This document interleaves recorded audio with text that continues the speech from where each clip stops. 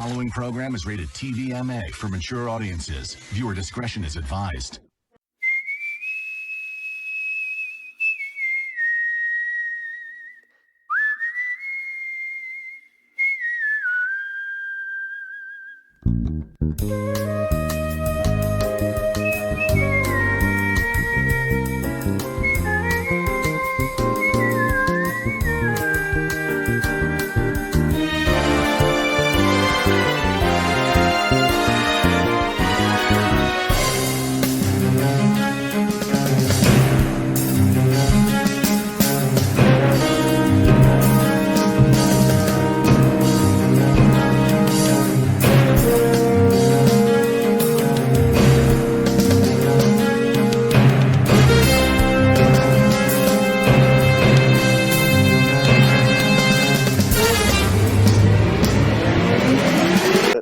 I know they're not going to fight. There's never going to be a resolution. Like there's a big program about.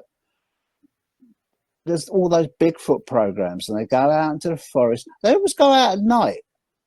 Right. How are you gonna find it at night? Well, that's why you have That's why you have the infrared. Would it not be better? Would it not be better to go out during the day? Unless Sasquatch aren't out during the day. But you know that they are because you see the grainy footage. Yeah. Well, what's funny I know it's done for dramatic effect. That it doesn't take long, for you to find something out. Anyway, so I would say, and Gabriel, thank you very much, by the way. Thank you for allowing me to share. What's that? Thank you for allowing me to share. Well, no, I'm glad you did, and thanks for doing the research for us. I think that's awesome. But about the giants going hand in hand with the Tartary thing, and I don't know if I'm pronouncing it right. Tartary. Yeah. That just doesn't sound right.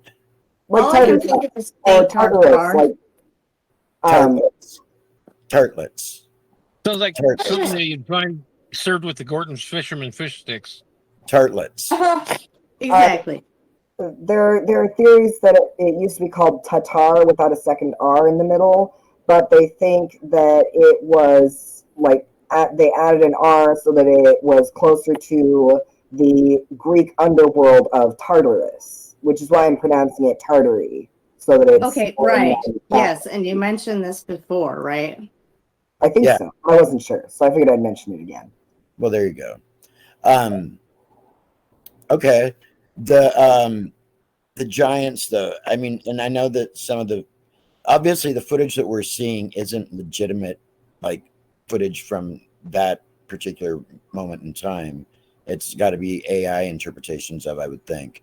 But you've seen the giants, though, in pictures of. Actually, I don't know. Did we watch? I think we did watch when they had something about Tartary, didn't we? We did. With the giants in it. I'm pretty sure we did. Okay. And part of that is that the architecture itself, it's one thing to find bones or remains of the giants, right? Right. But if we look at the architecture alone, that's not only found in that area, but in other parts of the world too. I don't know about y'all, but like I personally have seen the giant doors. You personally seen? Yes. Well, I mean, I didn't see them myself, but I've seen videos and clips and things like that. And like, they're obviously, they weren't built to be just massive for like impressive purposes by humans. Right. These were clearly designed for very large individuals to open and close. Right. And they would have done that for no reason. Consider, if you will, like other large doors that are meant for humans. There's going to be a mechanism for a regular-sized guy to open it, like a castle, like a palisade. Like you're not. They're not going to design it to just have like 50 guys on each door, pushing or pulling. Like there's a mechanism. And for a lot of these older structures that do have giant doors like that, there isn't a mechanism for opening them. to my knowledge. Absolutely. The giant doors, I've heard a theory on those that rings pretty possible in my head, and it's that the societies back then were having experiences with otherworldly aircraft or UFOs or possibly Nephilim or whatever, and building these enormous doors would give the appearance that they were much larger and more capable. You gave them your and key. Really? foreboding than they actually were. And that's just one of the theories I've heard on those giant doors, because there's a lot of giant doors around the world.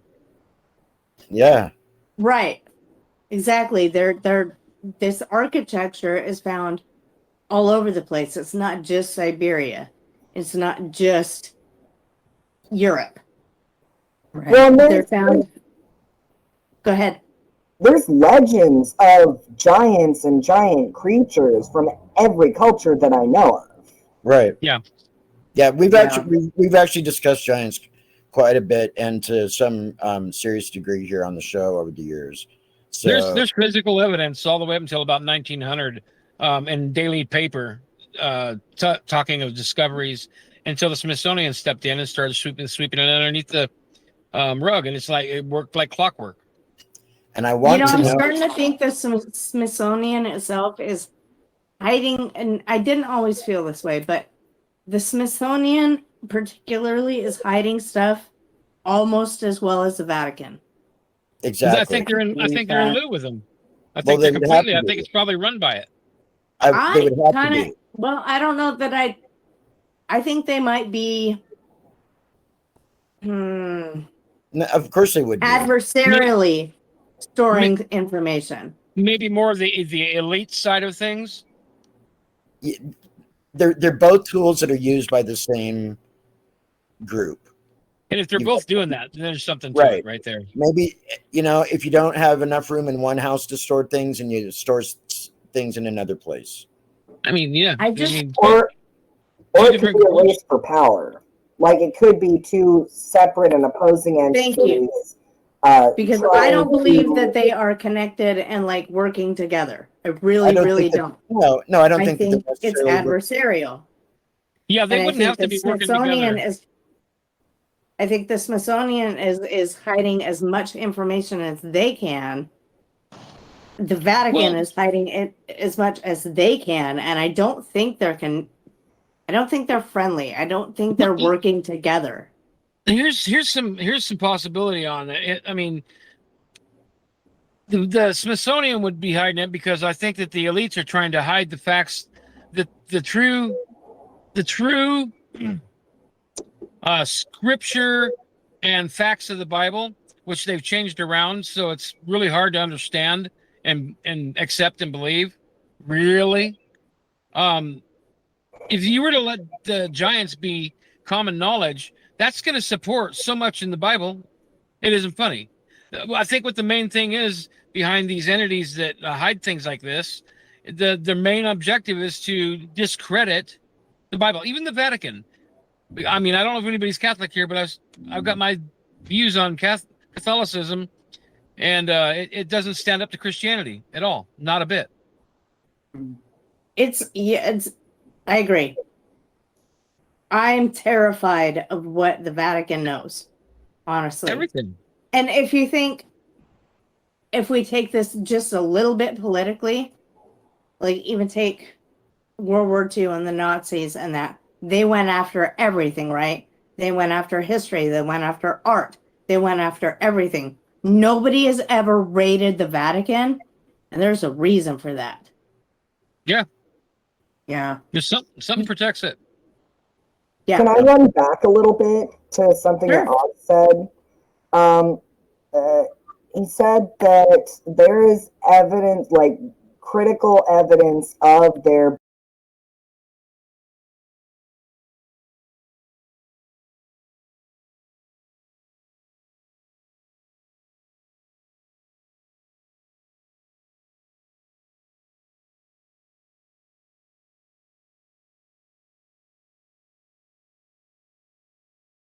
this outside Healy-Feely crap. but not healy-feely, but I mean just out there, and it's AI, it's pretend, but in here we know. Right. You know. There's plenty to go on that's in that context. Even And I know we're getting close on time, but this one's important to me. Okay, so Dee recently asked me, how would you know if you were face to face with it, if you would believe in A, B, or C, right? And my initial thought was, well, if I can touch it, see it, hear it, it's got to be real. And then I had to go back and rethink that. If something can manipulate that, whether it's AI, whatever it is, if it's psychosis, I don't care. If it makes me think that I can see it, hear it, feel it, I'm going to believe it's real. But what if it's not? And how on earth would I know the difference? Have you seen any footage from the interior of the Sphere in Las Vegas? No. Oh, yeah. Yes. It's intense. Yes. Yeah. It's intense. If I were in that theater, you'd better know that I would absolutely believe. Talk about suspension of disbelief. How about dissolution of disbelief? That looks so real. It's incredible. It's 360. It's just all encompassing. Yeah, absolutely. And if we can do that kind of thing, what's on the horizon? It's terrifying that because you think you know what you can rely on sense-wise to know what's real and not. When that gets messed up, you have no sense of anything, and it's beyond terrifying to me. Well, if enough people believe something, you can be told by multitudes of people that whatever you think isn't true. I experienced this growing up. I mentioned it before about how, like, I knew that the government wasn't our friend from a very early age, but I was constantly told by so many people, almost everyone around me, that that just wasn't true. And I almost started to believe them just because, like, even though I had seen evidence of it, even though I knew in my heart of hearts that this was the real truth, I started to doubt myself because of, you know, my social circles and people I trusted, and like even people I didn't trust, like strangers on the street, etc., like telling me that this was not the truth. And it's really hard to A, believe it yourself when everyone you know tells you that it's not true, and B, it's hard to avoid repercussions of the masses believing something, because if enough other people believe something, they might be doing something about that you can't control, regardless of your own. It's systemic gaslighting. It's systemic, institutionalized gaslighting. MommaHeart. What's up, Dee? Oh, MommaHeart's leaving. Oh. Okay, and I keep getting like a weird air sound. I don't know where We're it's not coming hearing it. I think it's Oz. Yeah, I hear it every day. What? I don't hear Because nothing. Oz didn't come with an actual tinfoil hat. His brain foil. The transmissions are off today. Yes. Okay. I'm just gonna let me do this.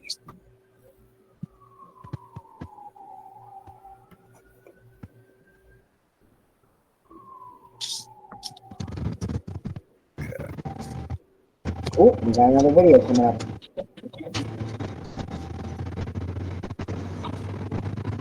Okay, where do we go?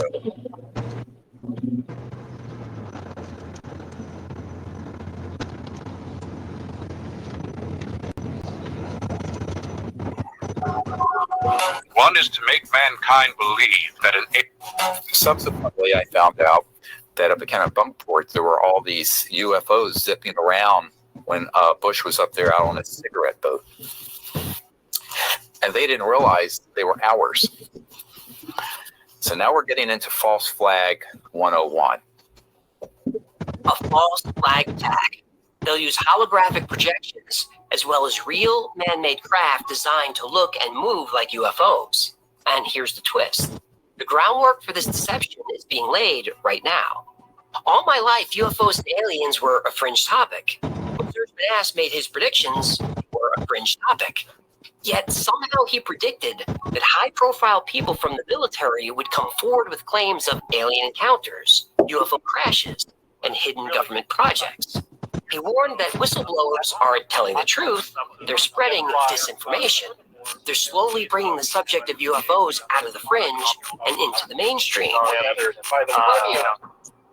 That there is an overarching agenda that was hashed in between 53 and 56 to create the specter of a threat from outer space that does not exist.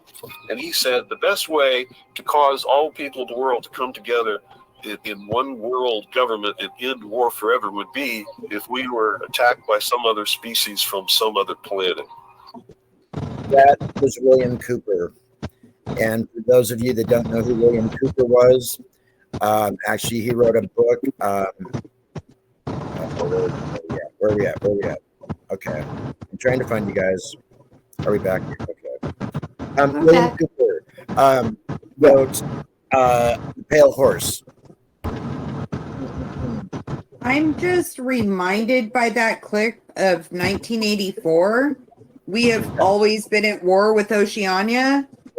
Like, find the people a common enemy, they will be much more manipulable. Absolutely. If you give the people someone, a bad guy to hate, someone who is morally wrong, or to fear, people will rise up against that instead of rising up against you. Yeah.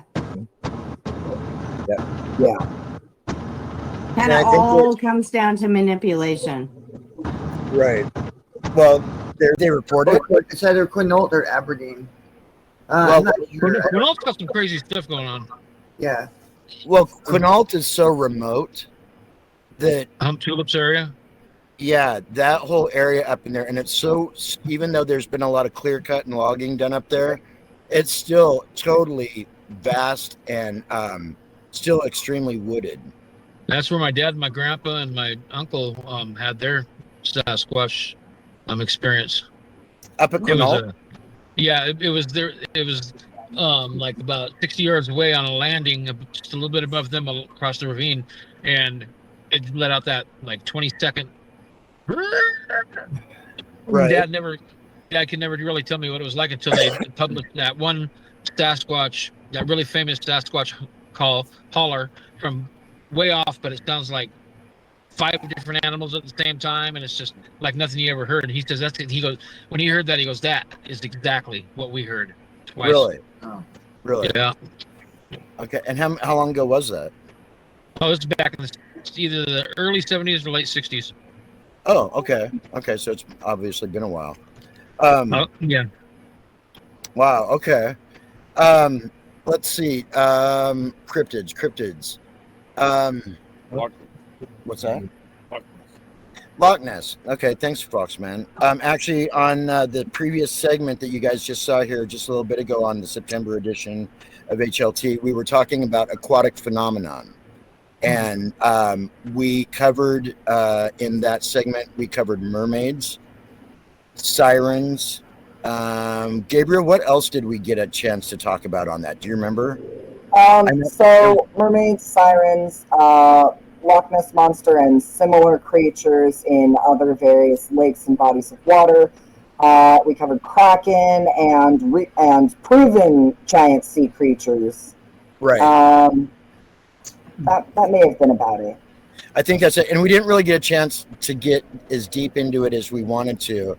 But what I was talking with Celeste and DJ Fury about earlier today, one of the parts about the aerial or the aquatic phenomenon that I wanted to get into and we didn't. Does anybody remember the story here within the last so many years? And it's on Reels and also on some videos on YouTube. Took place up in Russia somewhere in one of the deepest lakes in the world. and I want to say it's Lake Baikal, but I could be totally wrong, and I might not have even pronounced that right. But a group of divers, and I don't know if they were military or just divers through a separate project, were down in the water, and I don't know how far down they were, but they were met face to face with these beings that were somewhere between 7 to 9 feet tall or larger, and they were alien in appearance and illuminated. And there were at least 3 or 4 of them. Scared the bejesus out of these divers, and they've never they got out of there as quick as they could, but they're down there underneath this like sheet of ice, and like I said, I don't know how far they were submerged, and then they come face to face with basically a squad of aliens. Do you guys remember seeing anything about that? No, Did this is the first time they hearing have about the it. headgear on like a jellyfish sort of thing? Yeah, and that's what they thought they were at first, were jellyfish. Right. Didn't we like have a video like a couple years ago? I think we did. Yeah. Yeah. Okay. That's when I remember talking. Okay. Okay. Yeah. So okay. Dizzy, do you remember any of that at all? No, but I do know about the Russian divers that were down in Antarctica, and they found a freshwater lake that was like under the land, and then they came into contact with this giant octopus that had the ability to disable their radios. What? Yeah. It really? Yeah. It disabled their communications, and then it just this thing was it was like super had superpowers. This octopus. Well, animals, specifically sea creatures, having like basically EMP properties to them is not unheard of. Like electric eels, as a very basic example, literally use electrical powers to stun their prey. Right. Yeah. Oh. I mean, Did you guys find the story about the lake in Russia? No. Okay, so it says divers in Lake Baika. That's the one. Yeah. Okay, encountered a tall humanoid illuminated beings in 1982. The creatures were now a well-known cryptid story in the Russian folklore. The beings reportedly 9 feet tall and dressed in light-fitting silver suits. They had a typical breathing apparatus, only helmets like domes over their head. The location supposed incident took place in the depths of like 50 meters. And then the confrontation when the divers attempted to capture one of the beings, the creatures allegedly retaliated, creating a powerful force that shot the divers towards the surface. Really? And then it goes on. Do you want me to continue, or we're Go, good? yeah, go ahead. Yeah, please. Fatalities. Due to the rapid ascent, 3 of the divers reportedly died from the decompression sickness, while remaining 4 were severely injured. The aftermath, the Russian military reportedly confiscated the divers' gear and classified the incident, and the illuminated phenomena beings themselves were not described as luminous, but glowing blue-green lights that had been reported by fishermen in the lake prior. So, wow. So I have a theory about the way they forced them to the surface. Okay. So there are, again, real life creatures that can, like, they've got claws that they click them, and it creates a cavitation bubble that creates a shockwave. So it's like, so what happens is they create this bubble, and they snap so fast that it like superheats the water when the bubble collapses, and like creates a shockwave of like force and heat. Really? Mm-hmm. Makes sense. Wow. It reminds me. That reminds me of like the old Super Friends cartoons where Aquaman would be underwater And he'd do something, and you'd see like the wave, the shock waves or whatever go out. Oh yeah. I know Aquaman doesn't exist. Sonar. There we go. There we go. Thank you, Oz. Yeah. Wild stuff. What's that? Oh, from the Ajna or its deepest point, because it's really the kind of lake when you're out on a jet ski. I don't like it. It's really, I don't know.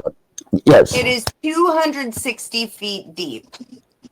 It's not as deep as I thought it was. No. But then, yeah, let me see here. Minutes remaining. Thank you. Yeah, 79 meters. It seems, I mean, I never swam to the bottom, so I don't know, but anything beyond 100 feet in the water is more than enough for me. Anybody else have the heebie-jeebies when it comes to like bodies of water at all? Anybody have any? When water plants touch me, like fish, I'm like, ooh, a fish. But if it's a plant, I'm like, oh, no, thank you. Really? I don't really do fresh water or seas. Like, I'll swim in a pool if it's not hyperchlorinated. I'll get in a river if it's really clean. But I went to Lake Tahoe when I was about 14, right? And looking at it from far away, like up at the cabin that we were in, you can see the different colors. It goes from like, the sand color to like the light green color to the turquoise color to the blue color. And you can see the line where it stops or where it changes. Right. So you get down there and number one, Lake Tahoe is cold, but it is clear, crystal clear, right? I like that. I can see what's around me. Right. So I'm getting in it, and I didn't get too far because it's freaking cold, but I walked far enough up. I expected when I got closer up that the defining line between the colors would be more gradual, right? Mm-hmm. Nope. It's like a line. You can have 1 foot in one color and 1 foot in the other color. Whoa. And that weirded me out. That's wild. That's really cool. Yeah. You know what's crazy? What blows my mind is how they can have lakes in lakes or in bodies of water. Like a freshwater, they literally have freshwater lakes inside of saltwater bodies or the ocean. Blows my mind. It's a chemical thing. Have you seen those videos of underwater like pools? Like yes, like lakes, but there's like okay, like the cenotes. I don't know the name for it, but I saw some video footage, and it's not like a theory. This is an actual like scientific phenomenon that happens. Is you'll get these concentrations of hypersalinated water, like brine pools, in the depths of the ocean. And like they're so hypersalinated that any fish that swims into them, like that, in like pretty much immediately, it's just so toxic. Weird. To what we usually attribute as a sign of life. But there are certain organisms that have adapted to these brine pools and can exist within them. But they're stuck in them. They can't come out. True. Yes. Because you mentioned something about Lake Tahoe, Lake Tahoe actually has a monster there known as Tahoe Tessie. It's been described as a lake serpent or a plesiosaur-like creature.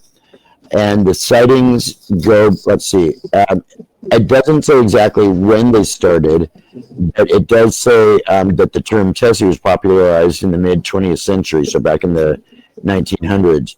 But over the decades, numerous people have claimed to see a large creature, often described as a long serpent-like body surfacing in the lake. Some people say it could be due to natural phenomena like a large sturgeon. It could be that. Some people say it's wind patterns or boat wakes or other water movements. So, even the real traditional picture of the Loch Ness Monster has been debunked as being, I believe, like a branch or something in the water. It was a remote controlled little boat that man and his son doctored up with the humps and stuff. Which one, Nessie or the Lake Tahoe one? Nessie. So there was a movie called The Water Horse. That's the name of it. I love that movie. It's a great movie, but it was talking about like in the events of the movie, like the Loch Ness Monster is an actual thing, but this boy like tells people about it, and then there are these guys who are like, oh, we could make a killing off of this if we can get some video footage or pictorial evidence of it, but they can't, so they make up their own structure and take pictures of that and say that it's the Loch Ness Monster. And honestly, I don't think that's too far-fetched of an idea that there's a real one, but there's also people faking it. If people can, benefit off of it financially or, publicly or whatever, I think that there are those out there that would try and do that. Same thing with Sasquatch. It's, if there's money to be made or if it's going to make you famous or whatever, I just don't understand the thinking behind that. But, that is what it is. Speaking of Sasquatch, actually, here on our September edition of Hook, Line, and Thinker, the next segment that we'll be going into here in just a few minutes is going to be based on Sasquatch events and incidents and sightings and all that. So do stay tuned for that. Unfortunately, we've come to the end of the show. It goes fast, and I know we never get enough time to talk about everything that we want to. So we'll just have to revisit these waters again at some point, guys. Sounds good to me. Cool. Oz. Yes. Hi. I'm glad you could join us. No, actually, I am really thankful though that you guys were all able to put some time aside today. Any last thoughts from anybody? Oz, any idea or any last thoughts on today's show? You're really coming through really fuzzy. I don't know if I'm the only one that's happening to. But I can understand about half of what you're saying, but. Any last minute observations on the show? Not that I can not that I can think of right now. No. Okay. Real quickly, Sylvester Fury. I just wanted to bring up that for many, many years, scientists were saying that the idea of giant squid was ridiculous and that they were cryptids, and now we have full and complete evidence. And if they could elude us for as long as they did, what else could be lurking? Anything. And if there's so much of our ocean that has been undiscovered and untapped, like take a look at, say,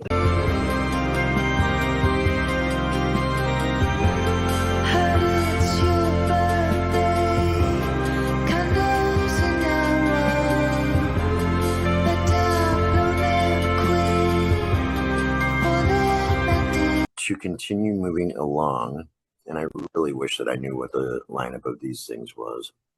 Okay. A new Bigfoot sighting in Monroe County, Michigan, is being called credible by the Bigfoot field researchers. Okay. I'm not charging. Barry, let me know when you're there. My phone's not charging. Oh, it's not? Oh, No. is that what you guys are on right now? Yeah. Let me try Okay. that. Then, if it's not charging, then let's go ahead. Let's kill it. So that you can your phone. What? Just a second, we're troubleshooting. Is that why your lamp didn't go on too? We got it. Yeah? Okay. Yep. So there we go. Aha. All right.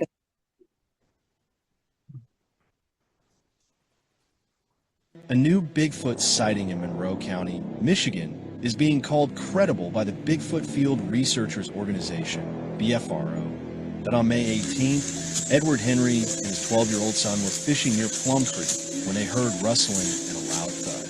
They claimed to see, and we quote, An 8-foot-tall hairy creature with a hairy back and big butt cheeks. The sighting occurred near a jail in the quarry area.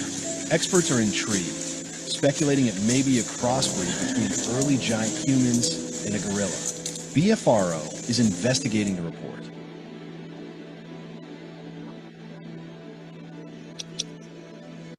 I'm Can we sorry, watch but something again? yeah, let's watch it again. You want to really quickly tell the listeners what we're watching? This was another clip of In the Woods of a creature, possibly dogman, squatch, big furry thing. And this one was clearer and visibly moving. A lot, yeah. Okay, so let's watch it again. A new Bigfoot sighting in Monroe County, Michigan, is being called credible by the Bigfoot Field Researchers Organization, BFRO, that on May 18th, Edward Henry and his 12-year-old son were fishing near Plum Creek when they heard rustling and a loud thud. They claimed to see, and we quote, an 8-foot-tall hairy creature with a hairy back and big butt cheeks. The sighting occurred near a jail in the quarry area. Experts are intrigued, speculating it may be a crossbreed between early giant humans and a gorilla. BFRO is investigating the report. Wow. That looked really ape-like. It Bigger, furrier, not an ape, but it had that ape face. It was that clear. And it definitely wasn't Dogman. No. 'Cause I don't even want to say that looked like Bigfoot. That looked like a hybrid of giant person, large human. And it was I don't know. It had that facial structure like not even so much gorilla, almost more chimpanzee to me. right. And that was up in Michigan somewhere. I want to research that. Was it BFR that they mentioned? BFRO, BFRO. I want to look into that too. the Bigfoot Field Research Organization. Yeah. And I want to look and see if there's any sort of secret research labs anywhere in that area. Because you know we're coming up with creatures that don't exist in nature. Right. But like, what kind of research labs? Who, like, run by who? The government. Oh well, okay. This is all for entertainment purposes only. This is all just for fun. But you know, there's that island off of, what is the name of the island off of New York that they closed down because of the research? Oh shoot. Do you know what I'm talking about? And then the weird research. See, this is why we've got to have our sources, because that's a great one to talk about too, because that's some trippy shit up there. And all I'm saying is, if there are research labs around, even sites unsourced, we know that they exist. You know, the thing is that I just don't know enough information, and so I come across looking really stupid. And no, you don't. No, not at all. Yeah. Speculating. I know, but stuff we're taught in schools and stuff. What's that? This is not stuff we're taught in school. No, I know, but like when we bring stuff like that up, though, and it's like, and nobody knows what the name of the island is, and somebody, you know, that one person in the middle of the lake in Kansas is sitting there going, "It's this island, goofball," you know. Anyway, all I'm saying is, if they're researching hybrid animals in various places on the earth, oh yeah, there's more than they let us know about. Oh, for sure. Plum Island Animal Disease Center. Yep, Plum Island. That's the one off New York. I know that's too far away for it to migrate to Michigan. But how many of those research labs are there? Yeah. Well, and if you've read The Hot Zone, that's terrifying. It's scary. The Hot Zone? The Hot Zone is a book about how a research lab in the United States. I believe it was very near Washington, D.C., accidentally almost released Ebola into the American population back in, oh gosh, I'm going to have to look up my sources on that one. It's terrifying stuff. And we all know that mistakes happen. And even with all the best security in the world, stuff gets out. 1989, a chimpanzee research lab in Washington, D.C. And there was a U.S. Army scientist who stuck her neck out to stop this whole thing from becoming a pandemic. And Ebola is some scary stuff. So especially animal research by the government scares me. There are quite a few research labs in Michigan, it looks like. Oh, what was that Michigan one? Go to the website. Which one?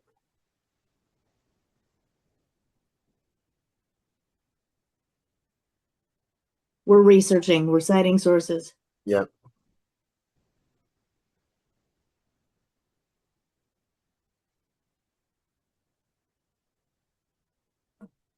A complex of 28 buildings comprising 2.1 million square feet of office, research, and manufacturing space. That's a lot of space. Wow. 8 research groups. Biointerfaces.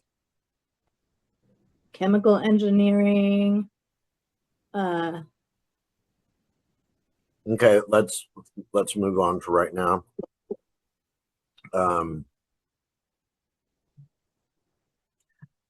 Actually, I want to quit. Okay. I'm sorry. I'm not here. So okay. I'm gonna kill it. Actually, we're not gonna even do an outro. So thank you guys. I mean the pineal gland or whatever. Oh, okay, right. You know, and I know I say this a lot. What's that? You mean pineal? You mean pineal gland? Yes. Yeah, that's what I said. P-I-N-E-A-L. I have a speech impediment.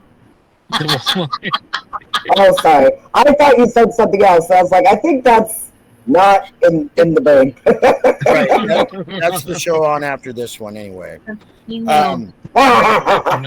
Right. You're from There we go. Gypsy, let's clean this up, can we? Sure. Yeah, okay. So when it comes to like cryptids and stuff, you know, so many people still to this day don't even believe in the existence of Sasquatch or a lot of these other things that are out there. And I understand that, you know, it's a matter that you have to kind of see it to be able to believe it. And I'm sorry that my video is so poor, but that's just because of the lighting. It's pretty lighting. cool. It makes it feel like you guys are ghosting us. Oh, okay. You look like Good. a cryptid. Yeah, it's on my back porch, so I apologize. There you go. No apologies necessary. You're now my favorite cryptid. Yeah. But just I want to kind of get like a you know, everybody's thoughts. The possibility of cryptids actually existing. I mean, I know that we've got some evidence. There's footage, usually pretty shaky, really grainy. But there's a lot of firsthand encounter evidence, people that have actually like seen it firsthand. It's been within close proximity, people that have been snatched up and carried away by different things. So what is everybody's take on this? Do you think that it's all a bunch of, do you think it's legitimate? Do you think these things are real? Gabriel? So I have a theory about the unreliable footage that we tend to find. Okay. So digital data, for those with the tools to do so, is easily accessed, especially once something becomes even minorly well known. So it would be a small task for those who want these things to stay hidden to keep the digital data unreliable. So like taking out any actually reliable footage and going ahead and leaving any unreliable footage to further discredit the claims of those personal encounters. Right. But that's the thing, is there's gonna be hearsay and tales, because you can't, at least not yet, you can't delete someone's memories. So, I mean, as in my opinion, as long as there are people who like have actually like told stories about meeting or encountering or seeing or any of this, you know, experiencing in some way cryptids, like I firmly believe that at the very least some percentage of them are real. Right. As to whether or not it's the creatures that we've heard about, it's hard to say. But you just said that though too, which is that when you're in close proximity to something, especially if it's within a matter of, how far would you say that from here? About 40 feet. Okay, so if you're within 40 feet of a creature or something, you're able to see it well enough to know probably what it is and if it exists. Mm-hmm. You get into the underbrush here in the Northwest, and that's questionable.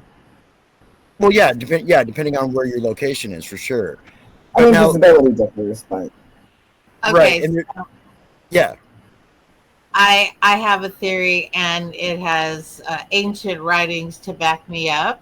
Okay. There are principalities and things in all kinds of places that, while we don't want to be able to admit it, there are dark spirits. I think Elon Musk even said it the other day. There is like dark and light, and there is a difference.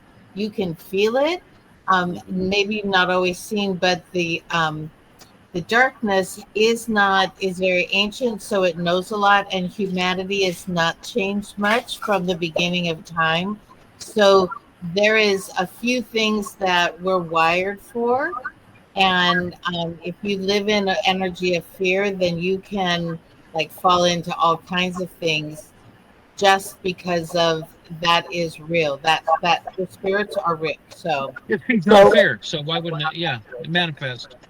Comments about that too. So the concept of positive and negative, yin and yang, dark and light, that's been an ever-present truth since the dawn of time, since the birth of the universe. There's always been these opposing but equal forces, and it has been like